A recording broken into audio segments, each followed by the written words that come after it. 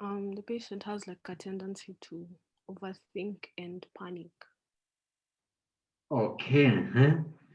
So what do you understand like from this diagram? So this is actually a diagram for a patient with schizophrenia. So what do you think? Kind of looks homeless. Yeah, it is something different. It's not like deviating from the reality. Yes. Any other person who is willing to try?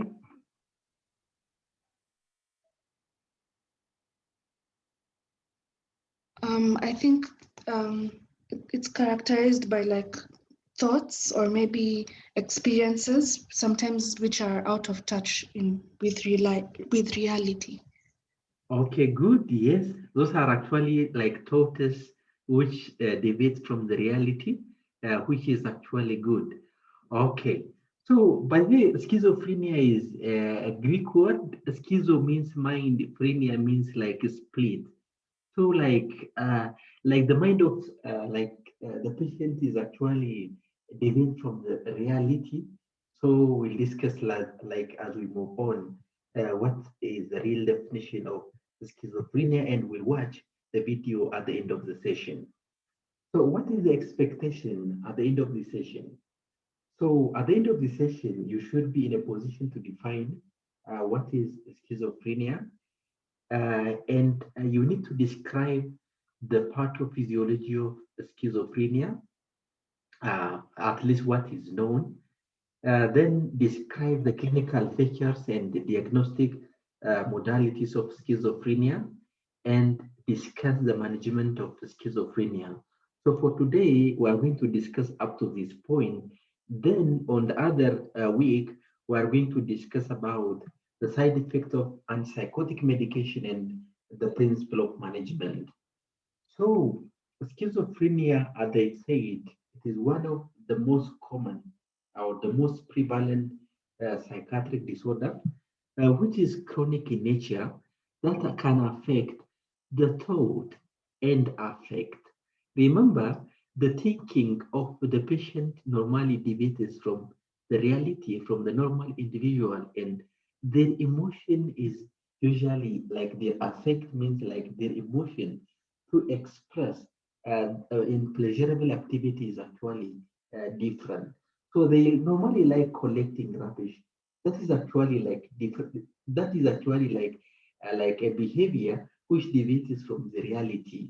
Then they are not happy when you are actually even expressing them in a pleasurable activity because their affect is actually is affected. So then also there is significantly impaired vocational and interpersonal functioning. So their social interaction with other people is usually is not good. So most of the time they withdraw themselves from the society, then they actually live with their own life. That is why when you encounter this kind of person, you need to follow them. You need to follow them, by the way. There are several cases, normally even in the school, you will encounter this kind of behavior. Like they are odd.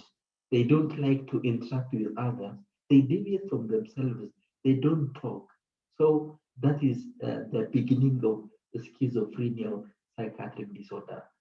And then it is the fourth leading cause of disability among adults, and it is associated with substantially low rate of employment, marriage, and independent living. So that is why even in social life, they will encounter like a lot of problem, like even to engage in employment. That is also another major problem. They are not committed in the workplace, and they don't really like the working environment because of interaction. So I will actually, I will share my experience later on as we actually discuss more.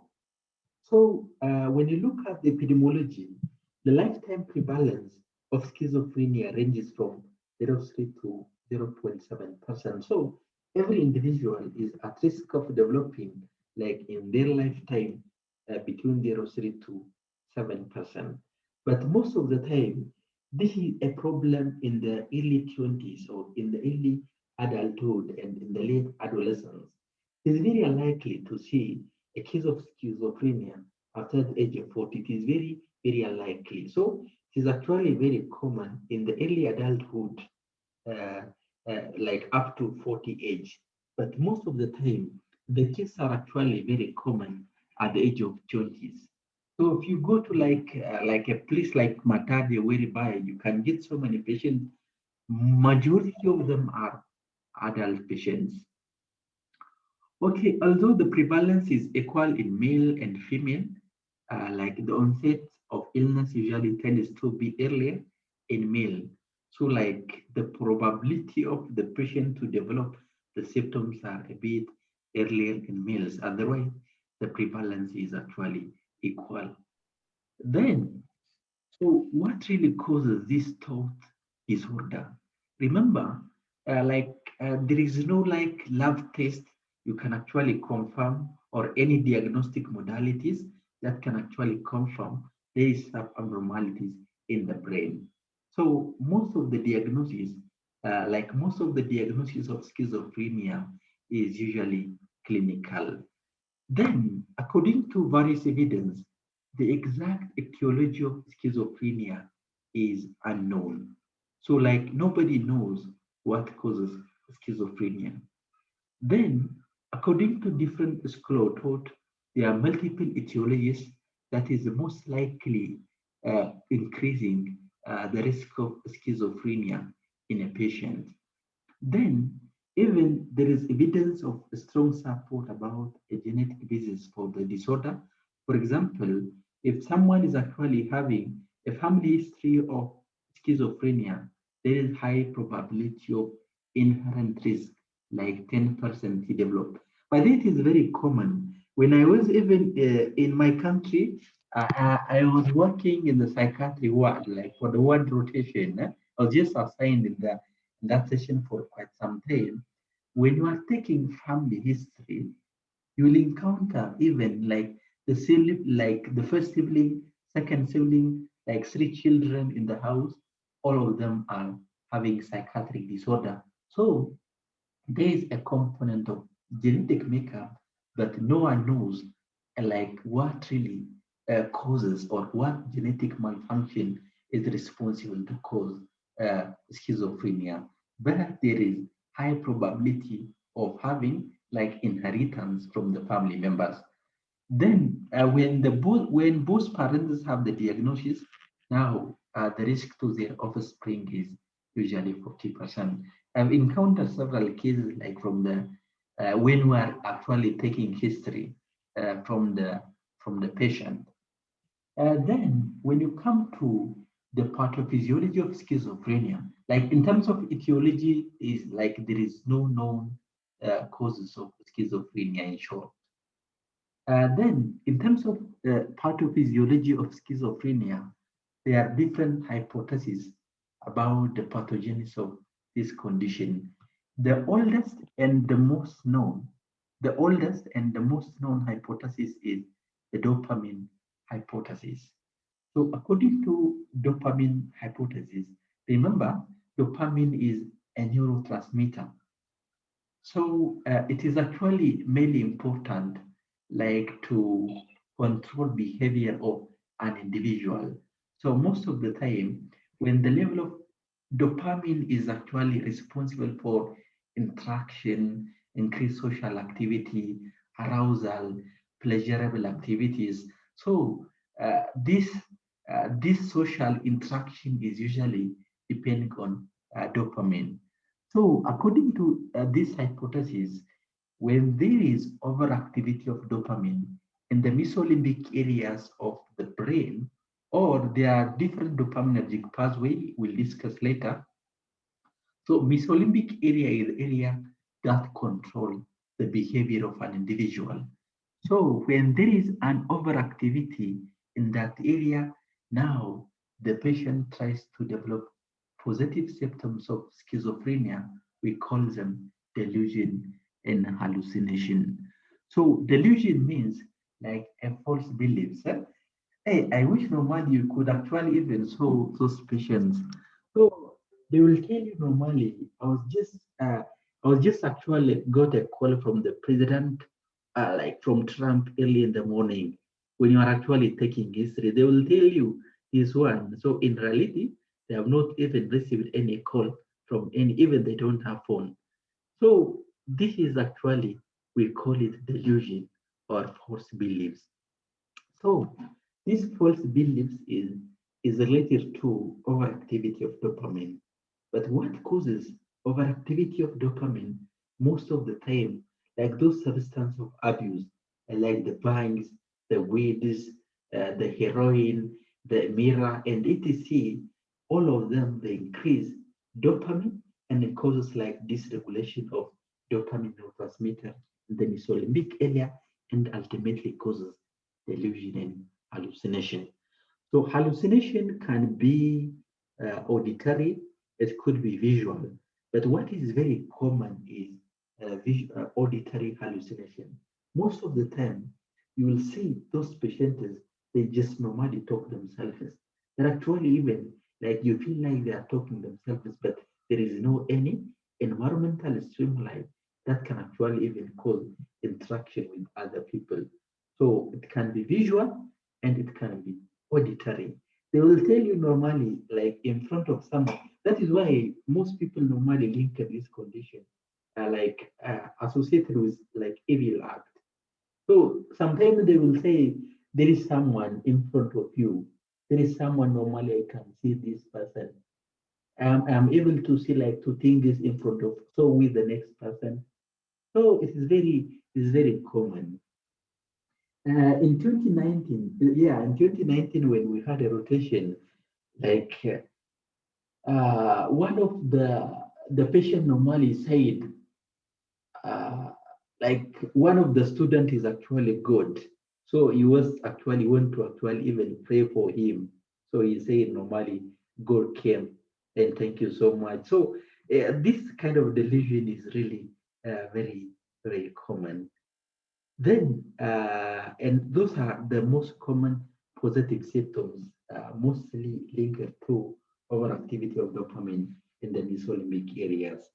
However, the major challenge with positive symptom is not really a problem.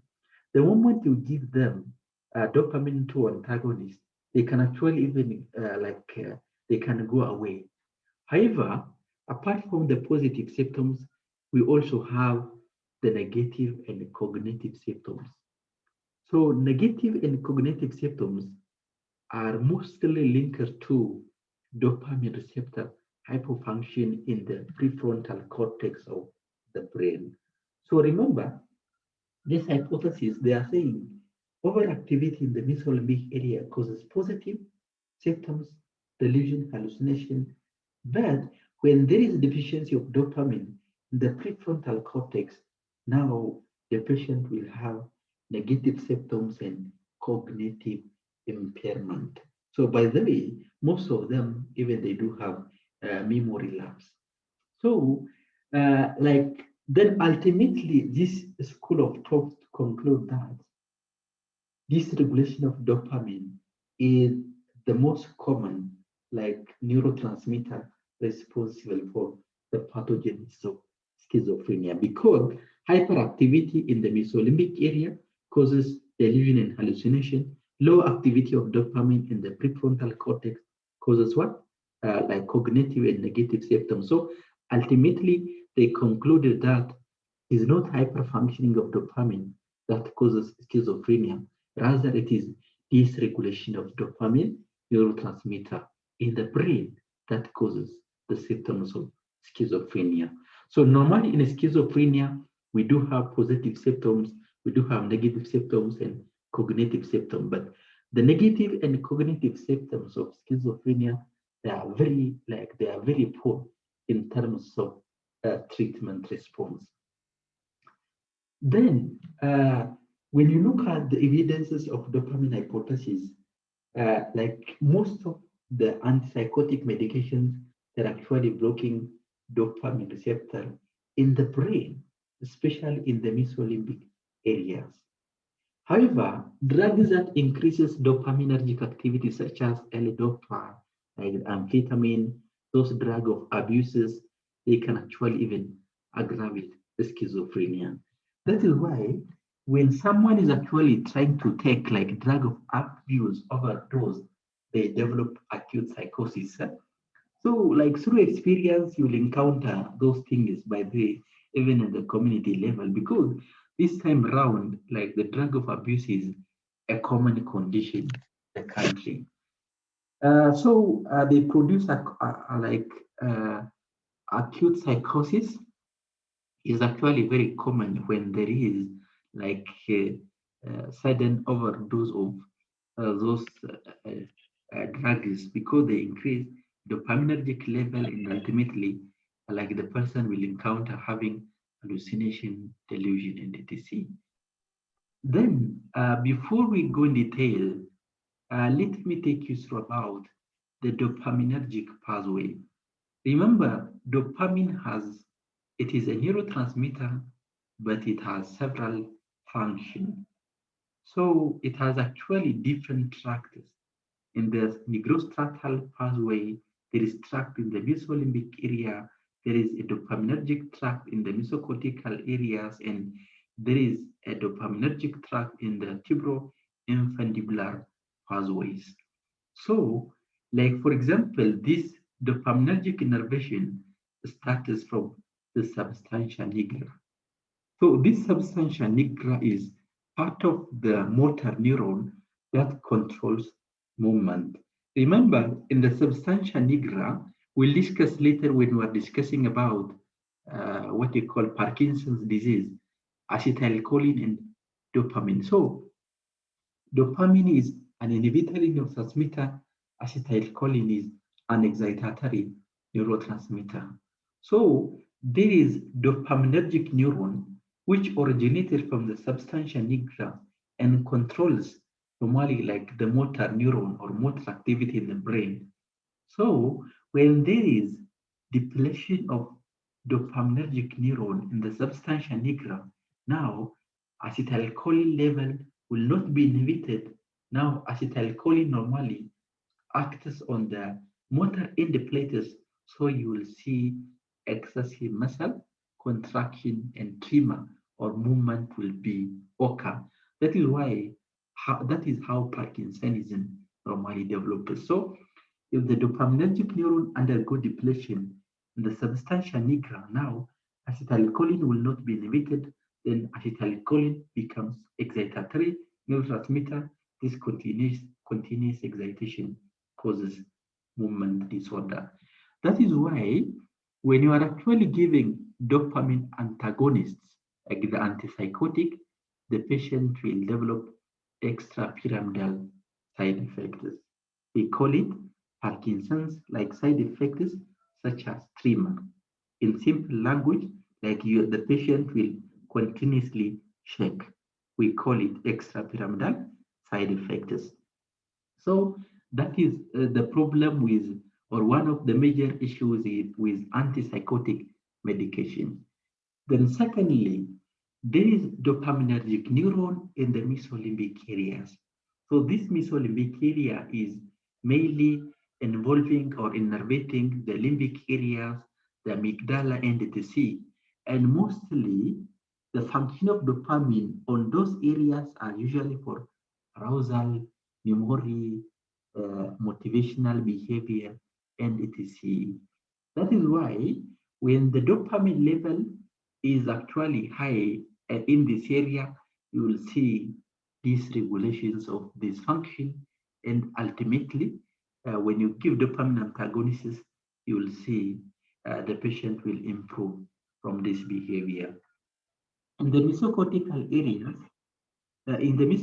areas, there is also dopaminergic innervation, which is also in the midbrain, mostly located in the front or mostly innervating the frontal and the prefrontal lobes of the cortex.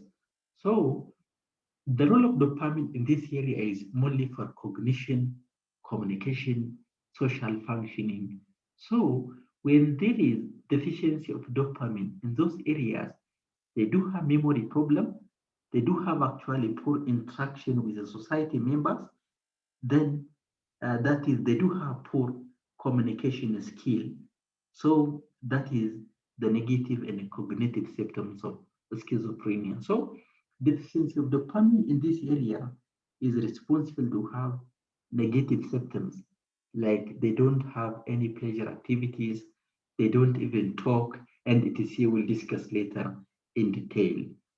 Then there is also dopaminergic tract in the tubuloinfundibular pathway. This one originates from the hypothalamus and innervates the pituitary gland. Then the main role of dopaminergic neuron from this tract is to regulate the release of prolactin. So remember, prolactin increases like engorgement of the breast as well as promote milk production.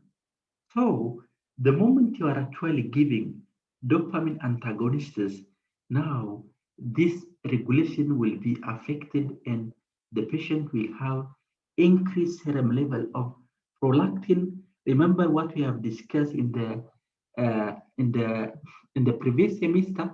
Hyperprolactinemia can even decrease lipido, can actually even affect the HP axis, then ultimately even causes what? Infertility. That is why sometimes with long-term use of antipsychotic, infertility will be an issue as a result of indirect mechanism or indirect inhibition of prolactin.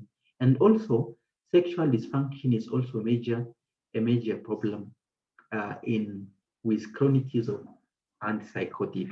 So remember, when you are actually giving dopamine antagonists, they are not specific and they can block all, all the functions of dopaminergic innervation in the nigrostriatal, mesolimbic, mesocortical, and tubuloinfundibular pathway.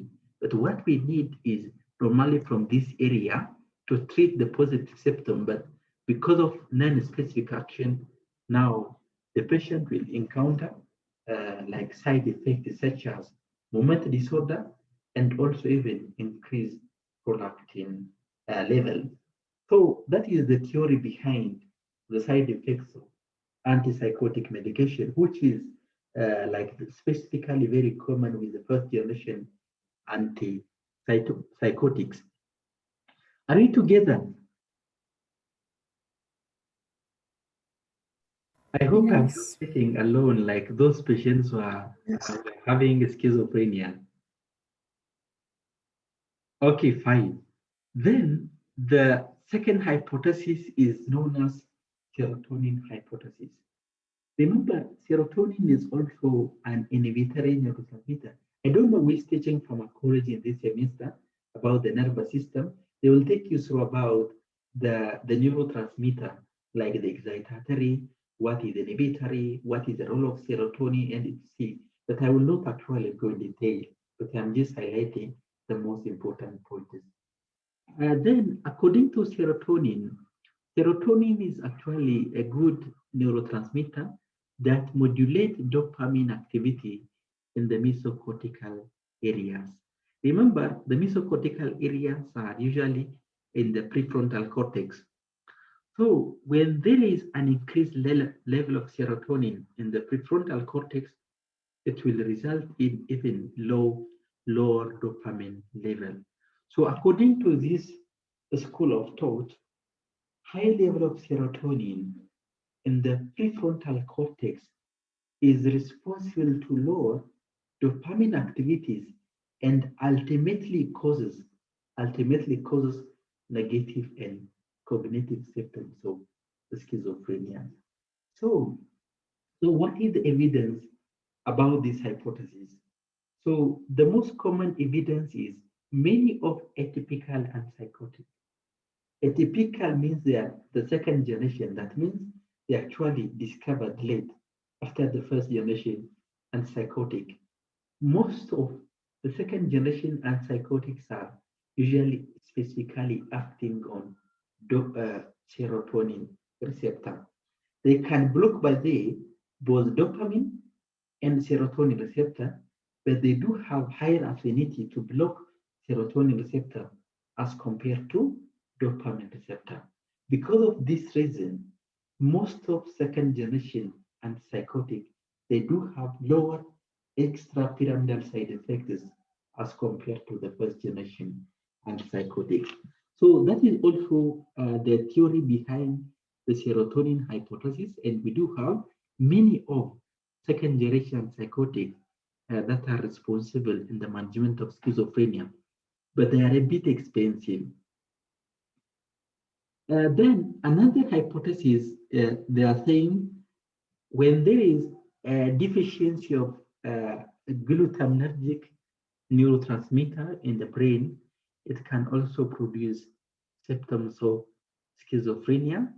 And this hypothesis, there is no any drug, of course, there is no any drug that specifically target this neurotransmitter. But anyways, but this is also another hypothesis. Then another hypothesis is also about like the genes involved in schizophrenia. They are saying when there is a polymorphism of COMT gene, remember COMT gene is catechol or methyl transferase. This is an enzyme important to degrade catecholamine. So when there is a polymorphism of COMT gene, now there is increased activity of metabolism. There is an increased metabolism of dopamine and ultimately lower the level of dopamine in the prefrontal cortex, which is very important neurotransmitter for social interaction, cognition, and etc. And ultimately, this can actually cause the cognitive symptoms of schizophrenia. So having said this much, about the pathogenesis of schizophrenia. Now, let me take you through about the clinical presentation of schizophrenia. So, how do we know whether a patient is having schizophrenia or not? Remember, the onset is usually preceded by gradual social withdrawal. That is what I said before. Maybe in your respective residential area, you can actually keep on checking those kind of people. So the first thing you will see is the interaction is actually very poor. They try to withdraw themselves from the family members. They don't like sound. They are actually a bit disturbed. They're a bit annoyed with small things. Then they try to withdraw themselves. Then they also have diminished interest. So this diminished interest in social withdrawal is the negative symptoms of schizophrenia. Then change in appearance and hygiene. That is also another problem. Now, even it is very hard normally to convince them. Even washing their like maintaining their hygiene is also another problem. And ultimately, even they start collecting rubbish, like they actually even they start developing like odd behavior. Then change in cognition and bizarre or odd behavior is also very common. Like it's just normally like collecting rubbish and etc. So those are the negative symptoms of schizophrenia. So this is how the clinical features usually started. So when you look at the positive symptoms, we call them positive psychotic symptoms of schizophrenia. So they are called positive because they are added onto a person's normal experience. Normally, we hear a voice, yes, but when there is, but there is something which is actually added. That is why it is called positive. There is something which is added that deviates from normality. For example, hallucination is one of the most common positive symptoms of schizophrenia. This hallucination refers to distortion or exaggeration of perception, but it can be tactile by the, it can be olfactory, it can be voice, it can be vision. But most of the time, it is auditory. So most of the hallucination is usually auditory, as I said. They are actually even telling you, they are actually hearing voices that may be threatening or commanding themselves. They usually like talk them. They are actually, I'm hearing a voice, something is actually threatening me. That is why it actually even becomes very aggressive and even offensive because there is something that is commanding themselves. Then, okay, there's a lot of story behind this, but we shall see as we discuss even in the practical session. Then, delusion is a false belief, as I said before. So they do have like a false beliefs. So we encountered one patient who was actually like bending. The moment tried to assist him like to actually even stand up, they actually start like bending. So the psychiatrist asked him, why you are actually bending for longer time? Then the patient replied, if I carried like the sins of the world population, then if I actually sit down, like the world will disappear. That is why I'm not able to sit so that I can save like the world. So that is like a kind of delusion you are expected like to see from a patient. Then the thought disorder, like the thought is different, like they develop even hostility, they are very suspicious, they don't actually even believe. So, and their speech is usually slurred speech, and you will see even like a mix up of words like word salad. So, which is very common thought disorder in schizophrenia patients. So, hallucination, delusion, and thought disorders are the most common positive symptoms of schizophrenia. Then, as I said before, the negative and cognitive symptoms of schizophrenia are usually associated with low dopamine level in the prefrontal cortex. So that is how it appears. So what are the negative symptoms of schizophrenia? So they are called negative because they are qualities which are taken away from personality. For example, like impoverished speech and thinking, like lack of social drive. There is actually lack of like emotion. They become even apathy. They become actually lack of self-care. So poor hygiene. Those are the negative symptoms of schizophrenia. But the major problem, it will take longer time to go away from the patient. And that is actually the difficult part to treat. But the delusion, hallucination will go away after a few weeks of treatment. Then the cognitive impairment is diminished function in the following, like in terms of attention, like actual even processing speed, verbal, visual memory, and working memory is also a problem. Then, when we actually interviewed a patient in Matari, we asked the patient the age of the patient. He said, "How old are you?" Like, okay, 20 years old.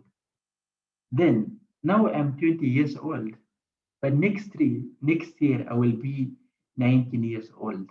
So, have you seen normally how the cognitive is actually impaired? How is actually the calendar? They're actually even counting down. Like today I am 20 years, but next year I will be 19 years old.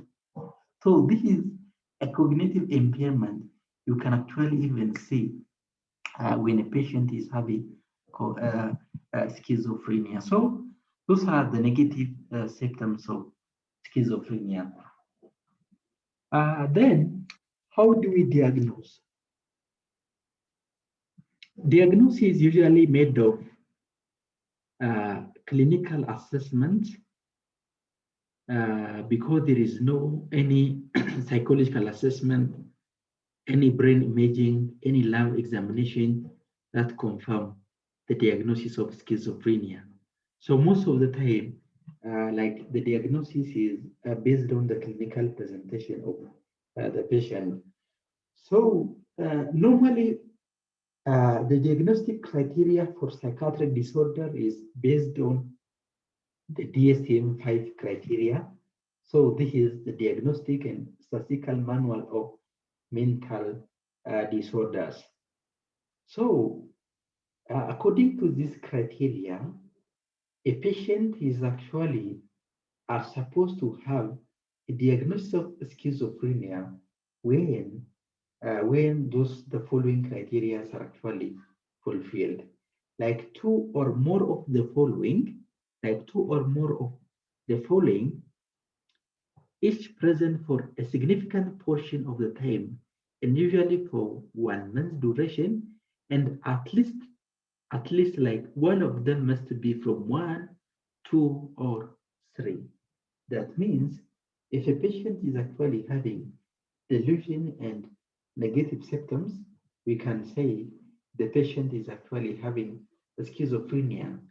Then, if a patient is having hallucination plus maybe catatonic behavior, we can actually say the patient is having schizophrenia. So, like one, two, two, three must be there. At least one of them must be there in the criteria.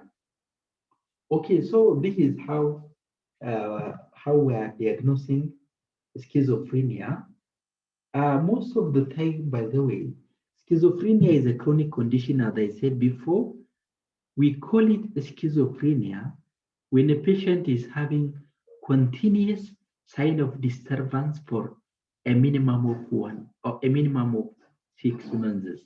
However, if a patient is actually having those features in a duration of less than 1 month, we call it acute psychosis. So when it is long, when it is actually when a psychosis is actually stayed for a minimum of 6 months, we call it schizophrenia. So psychosis is acute condition, schizophrenia is a chronic conditions of like abnormal or thought disorder in the brain. So so for this 6 months duration, a patient must be at least 1 month of symptom. That meets like the criteria A, that is active phase of symptom. We call them normally like in case of acute psychosis, normally they develop delusion, hallucination, disorganized speech. Those are actually the common features of active phases of psychosis. So the patient must have at least like 1 month of active phase. Okay, I will show you in the video about what is prodromal and residual symptom. Okay, later in the video. So this is how we diagnose we are going to use the DSM-5 criteria, and the duration of the disturbance should be for at least 6 months.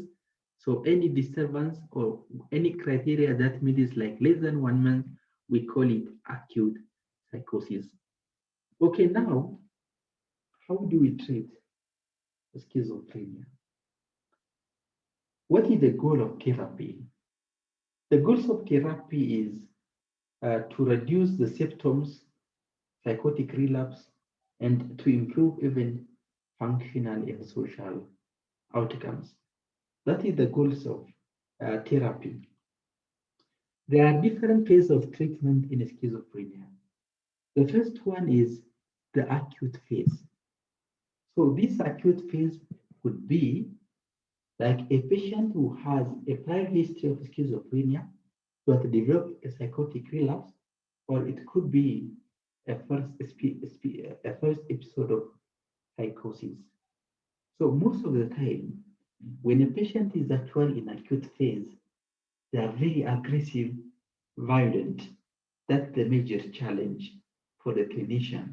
So sometimes even they can be even a threat for themselves, the family members, and also even for others. So most of the time in acute phase, they suffer from delusion, they are not able to sleep, they are actually hallucinating, sometimes even they are actually shouting, they do have severely disorganized and usually require hospitalization. So in acute phase, most of the time, they require hospitalization. So what they usually do in mortality, if the patient is very aggressive, they do have seclusion room. So they just normally like, yeah, look the patient so that they don't treat, they will not be like a threat for others. So the initial goals of therapy in acute phase of schizophrenia is we need to calm very agitated patient. We need to calm. So because of this reason, for acute phase of treatment, most of the time they are using benzodiazepine. I hope you know about the class of benzodiazepine. Can you give me one example of benzodiazepine? Anyone who is willing to give us?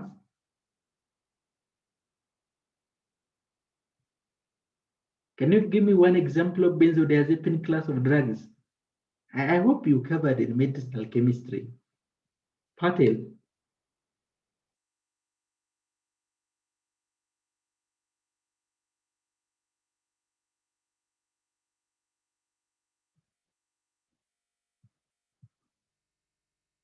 Anyone who is willing to give?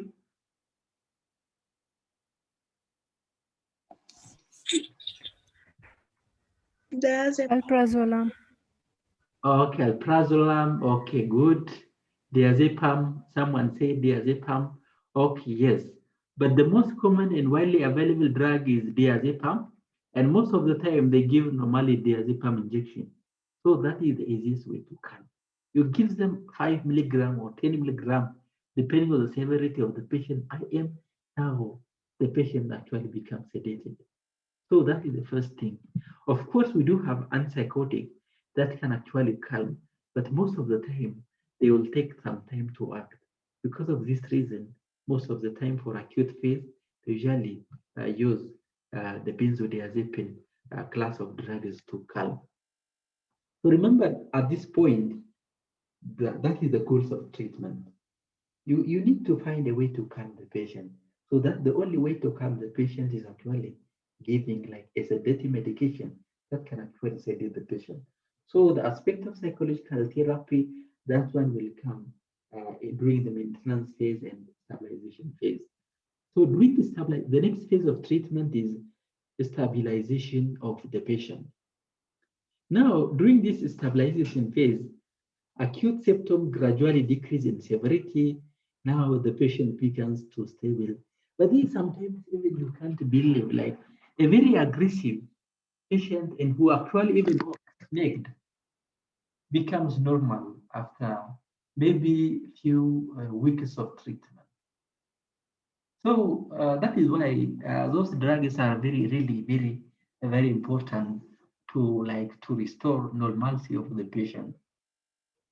So the goals of treatment during stabilization phase of the illness is to reduce the likelihood of the symptom exacerbation and to develop a plan for long-term management. That is the plan. And most of the treatment guidelines recommend the patient should continue the same medication and dosage form which they receive benefit from during the acute phase. But most of the time, they just give a start injection of benzodiazepine, then they usually give the other depot injection. I will actually discuss later. We do have like the acute phase short-acting injections that can actually even sedate the patient, or they can start working for within 2 to 3 days. So this treatment should be continued for at least for 6 months. So they have to continue for at least 6 months, otherwise there is a possibility of exacerbation. So during this phase, the patient is usually susceptible for relapse.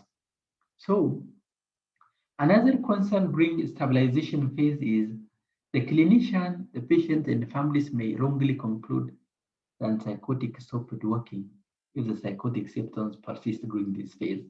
By the most of antipsychotic, they will take actually even longer time to see the full effect. So if the patient is not responding, immediately it does not mean that the antipsychotic is not working. So that is a wrong conclusion. Yeah, that is very common in majority of the practitioners. So although complete resolution of symptom is desired, many patients never achieve this goal. So there is a need of like long-term treatment. Okay. Then the next phase of treatment is the maintenance phase. So all the patients with schizophrenia should receive at least 1 year of maintenance treatment. Sometimes even they will ask you, when am I going to finish my treatment? Huh? So you have to give like proper information to them so that they can adhere. So unless antipsychotic agents are not tolerated or the diagnosis is not uncertain, you are supposed to give for a minimum of 1 year. So if a patient has only a single episode with predominantly positive symptoms, and even if the patient is symptom free for 1 year after acute episode, now maybe you can consider to discontinue, but with careful follow-up. Remember, this is only true when a patient is having single episode with most of them are positive. Remember, the positive symptoms of schizophrenia are they are very responsive. Like the symptoms are very responsive for treatment. So in that condition, maybe you can consider to discontinue 1 year after symptom-free period of acute phase of treatment. However, if a patient is having a multiple episode, they have to be a candidate for discontinuation after stability has been demonstrated for 5 years. So if the patient was having multiple episodes now, you have to actually follow them for 5 years and they have to be stable in order to consider like discontinuation of the medication. Otherwise, lifelong treatment is usually indicated in majority of the patients with a significant risk to themselves as well as to others who are unmedicated. But then, the major cause of death in schizophrenia is suicide. Most of them, they actually even they will develop even complication as a result of lack of self-care, and also they then also they will suicide themselves. That is the most common cause of death in schizophrenia. Patients, so like in this condition, you need to monitor with lifelong treatment. So, like the general approach of the treatment or the duration of treatment will be depending on like the individual patient. That is something you need to note. So, what is the general approaches of treatment? What is the general approaches of treatment? The cornerstone in the treatment is antipsychotic medication, and most patients with schizophrenia relapse when not medicated. By the most common like cause of relapse is non-adherence. So if they don't medicate for sure, it will be relapsed. That is the major problem. And treatment with antipsychotic should begin as soon as possible when the patient's psychotic symptoms are recognized. That is the recommendation. And most patients are on lifelong antipsychotic medication because of non-adherence and discontinuations are associated with high relapse rate. So most of them they require lifelong. The moment you discontinue, there is higher chance of relapse. That is why most of the time the patient is eligible to be on lifelong therapy.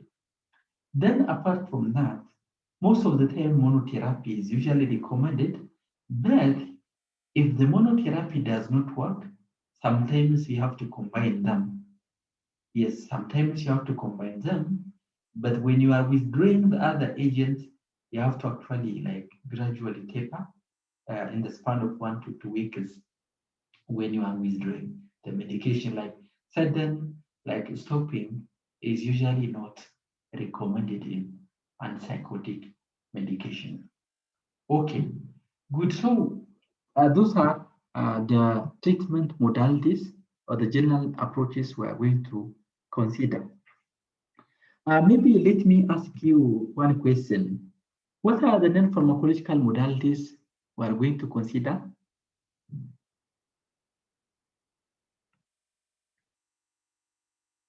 Any non-pharmacological modalities? So can you say rehab, like support groups? Sorry?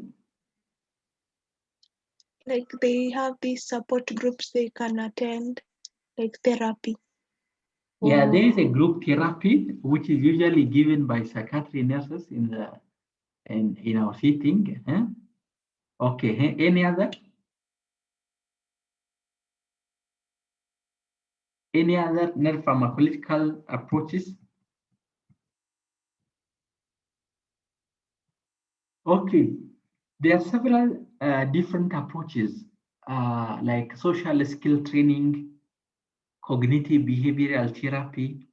Like cognitive behavioral therapy, you actually like expose themselves to something, then you try to resolve the problem. Like, for example, if they are complaining, if they are actually having a negative attitude, my families are the major cause of the problem. So you just normally have in-depth discussion with them, then try to resolve their problem. That is a form of cognitive behavioral therapy. There is also social skill training, but what they usually do in Matari is mostly group therapy. They just normally collect like the most stable patient, then they actually try to improve their social skill. They actually give them cognitive behavioral therapy. They will share their own experience. They will learn each other and see. Those are the non-pharmacological therapies that is most commonly conducted. So you need to give even proper information about the importance of the pharmacological molecule. Yes, especially in terms of adherence. So that is very key aspects of the treatment. But other pharmacies will discuss more for the pharmacological treatment modalities. That is why we're mostly engaging. So we do have first generation and second generation antipsychotic medication. So maybe like let me jog your memories about your medicinal chemistry. Tony, can you hear? Yes, I can hear, sir. Can you give me the chemical classification of, or can you outline the chemical classification of maybe first generation antipsychotics?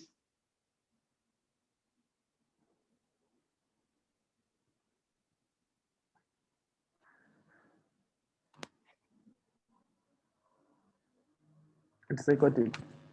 Yes, like first generation psychotic, or maybe you give me some examples of first generation antipsychotics. Could be indol. Sorry? Indol. Sorry, can you repeat? Indol. An example is an indol. Is it a brand name or generic name? Or it's a classification. You want the drugs? Okay, tell me the classification. Okay, huh? You are talking about the chemical classification, huh? Then what is which drugs belongs to that class? The indol. An example of a drug belonging to an indol. Oh, me, I didn't came across this classification. Maybe something new which I don't know. Okay, any other person? Like the common classifications of first generation antipsychotics, you can't miss anywhere.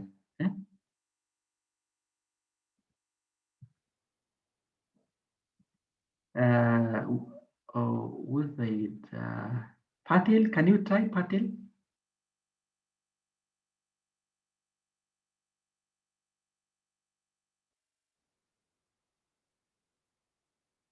Okay, and those are the one which actually came after the first generation anti-psychotics. So when you look at the general principles of treatment of schizophrenia, the second generation, they are also known as atypical antipsychotics. So except clozapine, they are all the agent of first choice in treatment of schizophrenia. Because of, in terms of like treating, remember, they are blocking both dopamine and serotonin receptor. Because of that reason, they can treat both negative symptoms and cognitive symptoms and positive symptoms of schizophrenia. Because of this reason, as the general rule, second generation will be the first choice except clozapine. Clozapine is a second generation which is usually reserved for refractory cases because of the side effects. I will come later. What are the major side effects of clozapine? It is very effective in terms of efficacy, superior even from all second generation, but it is usually reserved because of hematological toxicity. However, the growing but still controversial evidence supports that second generation clozapine, olanzapine, risperidone, quetiapine, pirazidone, and aripiprazole have superior efficacy for treating of negative symptoms, cognitive symptoms, and mood symptoms because of the effect on serotonin receptor. So, like this is just a general evidence. So this is the classes of second generation antipsychotics like olanzapine, which is widely available in the local market. Risperidone is also widely available. Quetiapine is also available, but it's very hard to find. This one I have never seen. Piprazole is also available, but the availability is usually very limited in the psychiatric hospital I was in. Okay, so those are the most common second generation antipsychotic you can get in the market, in the local market. So compared to the first generation antipsychotics, the second generation antipsychotics are associated with low risk of motor side effects. So do you know why they do have low risk of motor side effects? Why the second generations have lower risk of motor side effects? They don't increase the acetylcholine levels significantly. Why?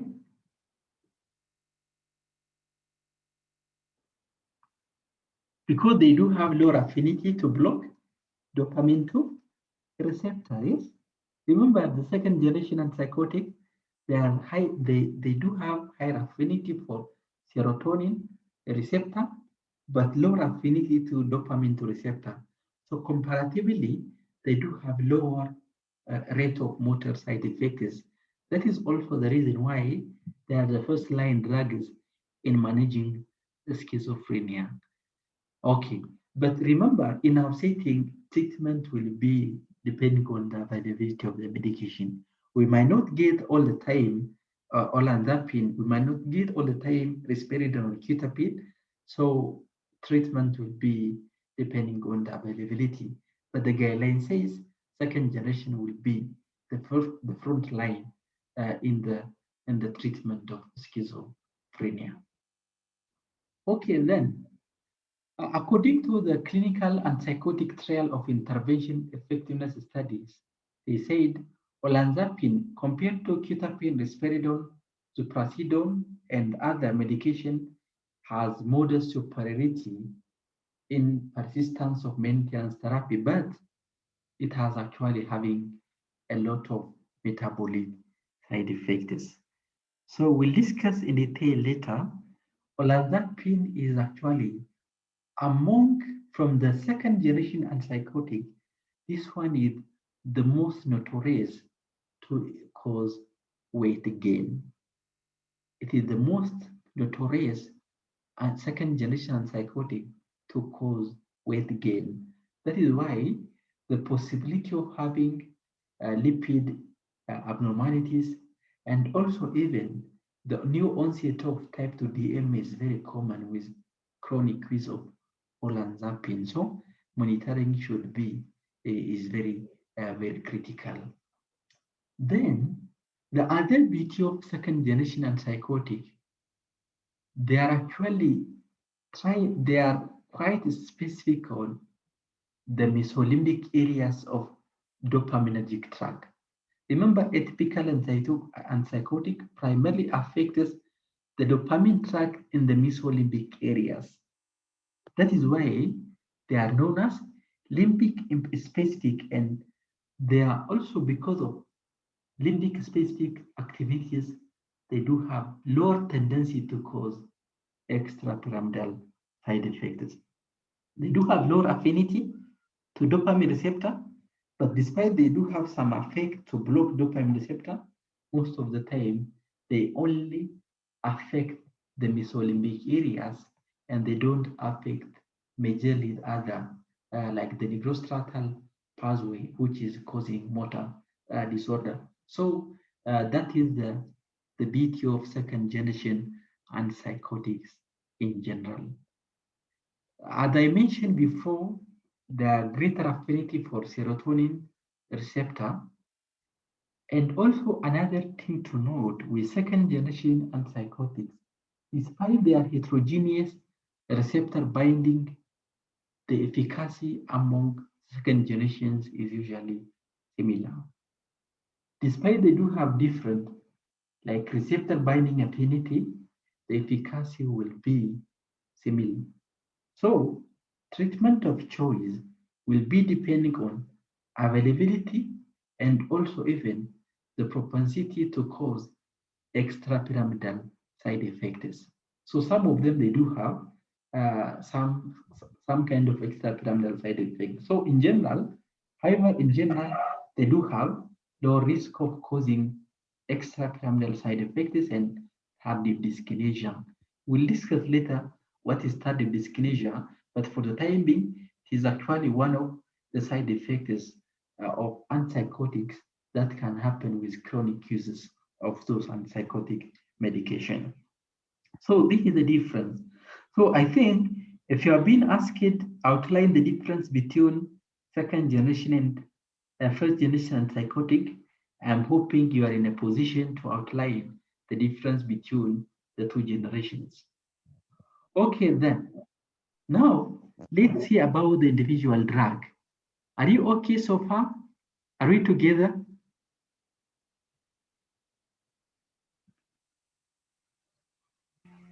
Yes. Apart from that, what you said, in terms of weight gain, second generations are more common to cause weight gain as compared to first generation.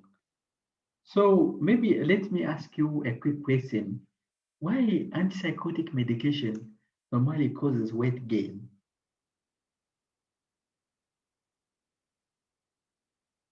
If you look at a patient who has been on long-term second generation antipsychotic, most of the time you will see a significant improvement in weight gain.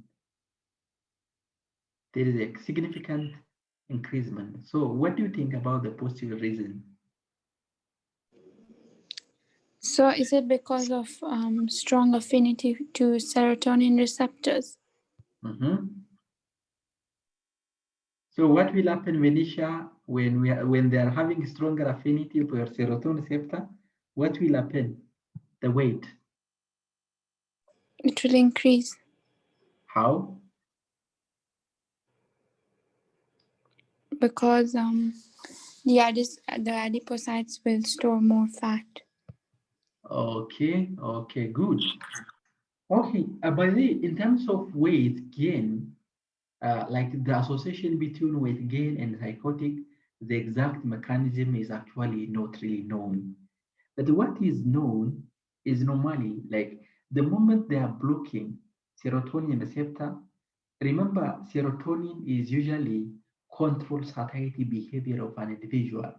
Like the lower the serotonin receptor, the more your appetite you have. The higher serotonin receptor, it actually causes satiety, so you don't eat. So because of continuous blocking of serotonin activity now, the appetite will be enhanced. So as a result of increased appetite, they're actually eating more than they're actually gaining weight. That is the only known mechanism that is known about the association between weight gain and second generation antipsychotics. In other ways, they are saying it is multifactorial, but that is the only known mechanism about this weight gain in this class of antipsychotics. So let's see about the each class of like each types of second generation antipsychotic. I'm not going in detail, but I'm just highlighting like the main pointers, but more specifically in terms of difference between drug A from drug B, then also I will highlight the doses. So this risperidone, as I said before, it is widely available in the local market. So don't forget. I don't know whether it is available in our lab. So it is higher affinity for serotonin and dopamine receptor. Yes, it has a binding affinity for both serotonin and dopamine receptor. But remember, most of antipsychotic medication, they also block another receptor like alpha-1, cholinergic receptor, and etc., and histamine receptor. So this one binds to alpha-1 and alpha-2 receptor, but very little blockage of cholinergic receptor. So remember, because of its effect on alpha-1 receptor, it can cause orthostatic hypotension. However, have you seen normally it has very little blockage of cholinergic receptor. So what will happen if this drug is actually blocking cholinergic receptor? What will happen?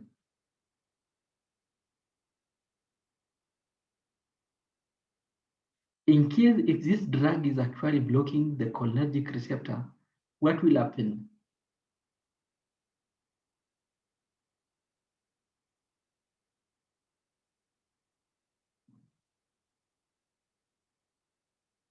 What do you expect? I know you have not covered about the NS pharmacology, but I hope you have covered it in maybe in physiology. So can I try? Can you, okay, thank you, no? Will it stop the tremors? Because if you overexcite the cholinergic receptors, then that's where you get those a lot of the muscle movements and the shaking, the tremors. So if you block it, then maybe it can minimize that. Oh, okay, okay, good. Generally, extrapyramidal side effects are actually not as such common, okay, but this is one possibility. But there is actually like few pointers I'm looking for when you're actually blocking cholinergic receptors. So can it cause paralysis? What kind of paralysis? I think flaccid. But when you block anticholinergic means like cholinergic receptor promote parasympathetic activity. Anticholinergic normally promotes what? Sympathetic activity. So like the dryness of mouth is very, very common when you are actually blocking cholinergic receptor. Then that is actually the most common side effect you will encounter. If a drug is blocking cholinergic receptor, most likely you'll see mydriasis of the pupil of the eye, you'll see dryness of the mouth, you'll see sometimes increase in the blood pressure level because as a result of sympathetic receptor, you'll see even urinary retention because of activation of like the sympathetic nerve system. Because Anticholinergic is actually like the same as like activating the adrenergic receptor. Then apart from that, there's one thing to note: when a drug is having, when antipsychotic medication is having excessive anticholinergic activity, it can actually cause a memory problem. Remember, acetylcholine is a neurotransmitter that is very important in memory formation. So most of the patients I have encountered, like especially with a class of drugs which is having higher anticholinergic activity, you will see they do have a problem in memory formation. They just keep on forgetting things. This is related to uh, blockage of the acetylcholine activities in the brain.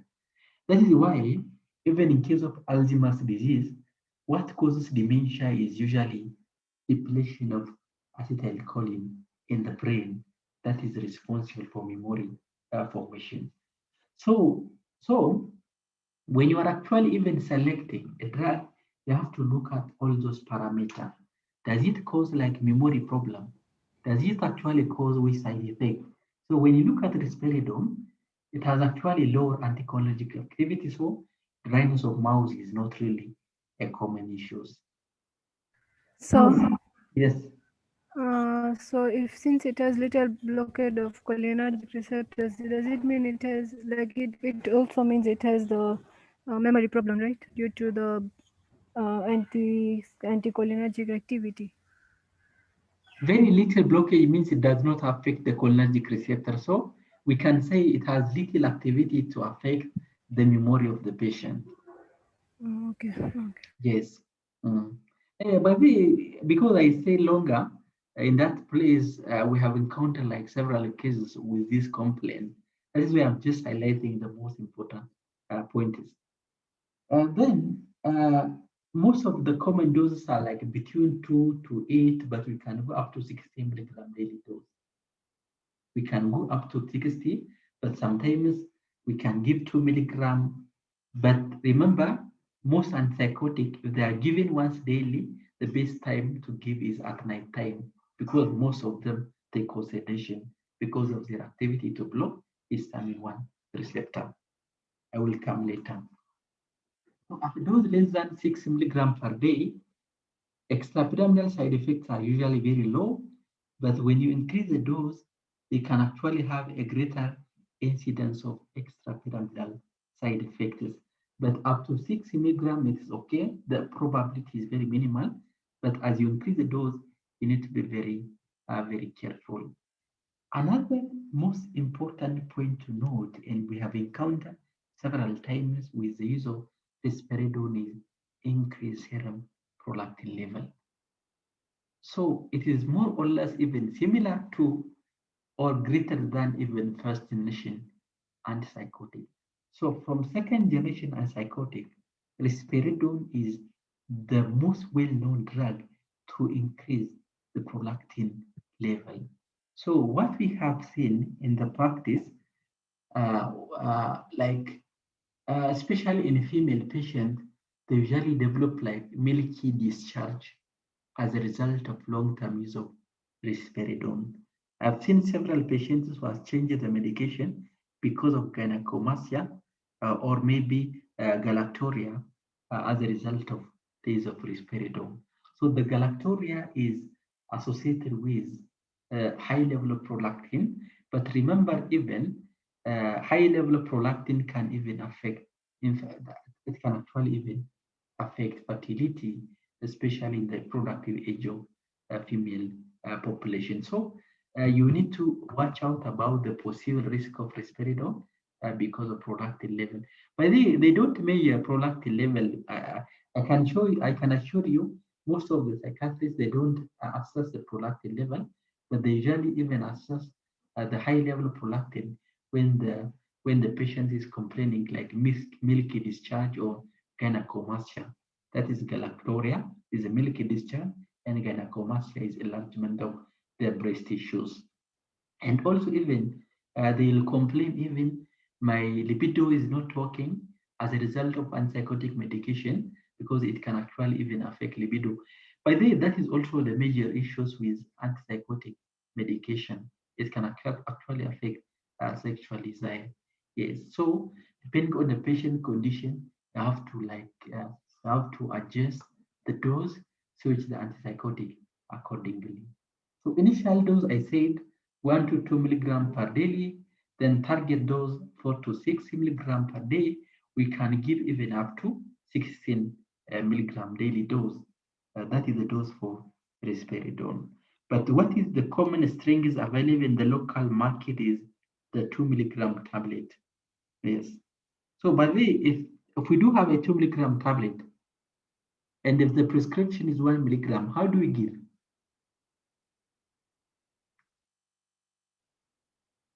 How do you give?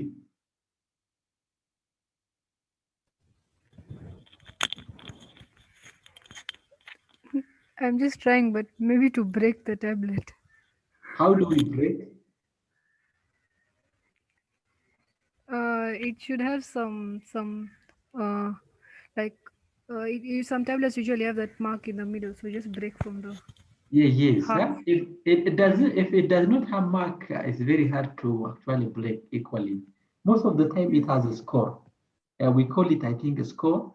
So you just actually break it. If it is 1 milligram. Yes.